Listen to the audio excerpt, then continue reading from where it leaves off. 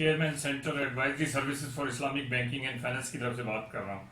آج ہم چند موضوع جو بہت امپورٹنٹ ہیں اس وقت جو ابھر کر آئے ہیں ان پر بات کریں گے۔ ایک تو یہ کہ بہت عرصے سے تقریباً اب یہ 74ویں ہم نے اپنی سالگرہ منائی ہے ایمرجنس آف پاکستان کی، اور اس موقع پر بھی یہ بات ایک ڈسکشن ڈیبیٹ چل رہی ہے کہ ہمیں ایک ڈیموکریسی کی ضرورت ہے، ہمیں جمہوریت کی ضرورت ہے لیکن یہ جمہوریت ہے کیا چیز؟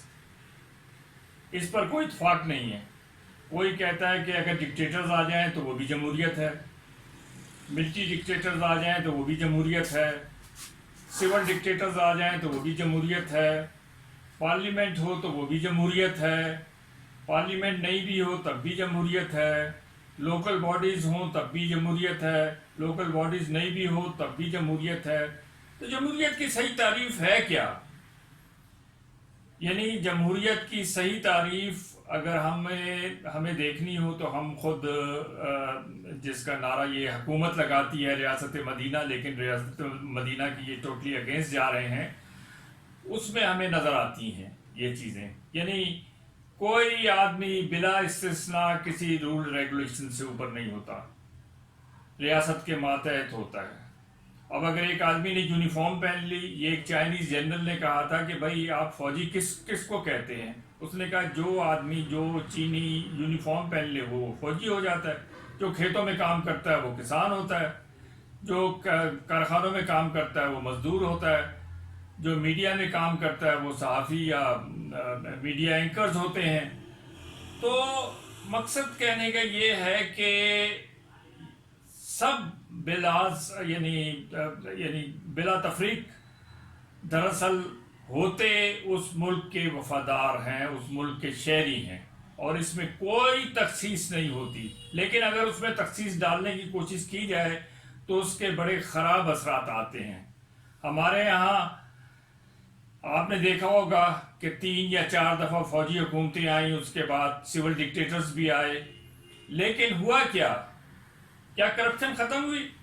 نہیں، کرپشن اوپر گئی۔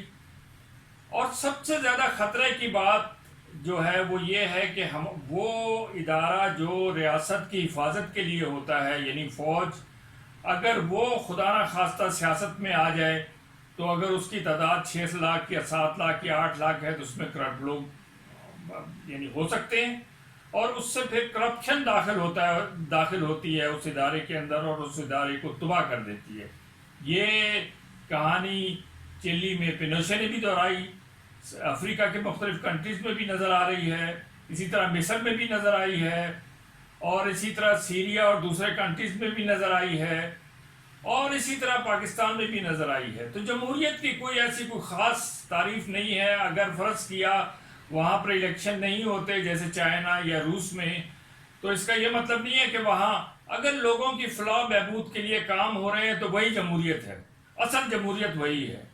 اب یہ کیسے ہوتے ہیں، اس کے لیے جب تک سارے اسٹیک ہولڈرز ایک جگہ نہیں بیٹھتے تب تک وہ جمہوریت اس ملک میں نہیں آ سکتی۔ اب کل کی ہم دیکھ لیں جو تقریبات ہوئی ہیں، پریزیڈنٹ ہاؤس میں الگ ایک تقریب ہوئی ہے جس میں عمران صاحب تشریف نہیں لے گئے، جبکہ بحیثیت وزیر اعظم جب وہاں ان کو ہونا چاہیے تھا، لیکن اس کے بعد انہوں نے الگ ایک تقریر فرمائی قوم کے نام۔ تو مقصد کہنے کا یہ ہے کہ یہ آپ بحیثیت پاکستانی، چاہے وزیر اعظم ہو، چاہے پریزیڈنٹ ہو، چاہے کچھ بھی ہوں، آپ سب برابر ہیں، اور اب آپ کو سب کو اکٹھے بیٹھ کر دکھانا چاہیے۔ تو یہ چیز عمران خان کی کیونکہ طبیعت میں نہیں ہے، ان کی خصلت میں نہیں ہے، اس لیے ان سے تو ممکن نہیں ہے۔ وہ تو کسی کل کی تقریب میں اپوزیشن کے لوگوں کو بھی ہونا چاہیے تھا، لیکن وہ نظر نہیں آئے کیونکہ ان کو بلایا ہی نہیں گیا۔ تو یہ چیزیں ہیں۔ جمہوریت دراصل وہ ہے جس میں عوام اپنا فائدہ دیکھیں، ان کی زندگی بہتر ہو، ان کو انصاف ملے، اور وہ سب لوگ ایک برابر ہوں، چاہے وہ فوج میں ہوں، چاہے وہ عدالتوں میں ہوں، چاہے وہ کارخانوں میں ہوں، چاہے وہ کھیتوں میں ہوں یا کسی ادارے کے اندر ہوں۔ تو جمہوریت کی یہی ایک صحیح تعریف ہو سکتی ہے۔ دوسری بات یہ ہے کہ ہمارے یہاں یعنی حکومتیں چلتی ہیں اور اس میں معیشت ایک بنیادی ایلیمنٹ ہوتا ہے. اس میں کچھ چیزیں بہتر بھی ہوتی ہیں وقت کے ساتھ اور کچھ خراب بھی ہوتی ہیں وقت کے ساتھ. لیکن وہ کیا رہا ہے؟ وہ یہ رہا ہے کہ جناب اگر تیل کی قیمتیں اوپر جاتی ہیں تو اس کا اثر پاکستان پر آتا ہے یا اس جیسے ملکوں پر آتا ہے اور اسی طرح. لیکن یہاں جو عام آدمی ہے اگر اس کو آٹا نارمل ریٹ پہ نہیں ملتا، چینی نارمل ریٹ پہ نہیں ملتی یا تیل نارمل ریٹ پہ نہیں ملتا تو لازمی بات ہے کہ اس کے لیے یہ حکومت بے ایمانی ہے.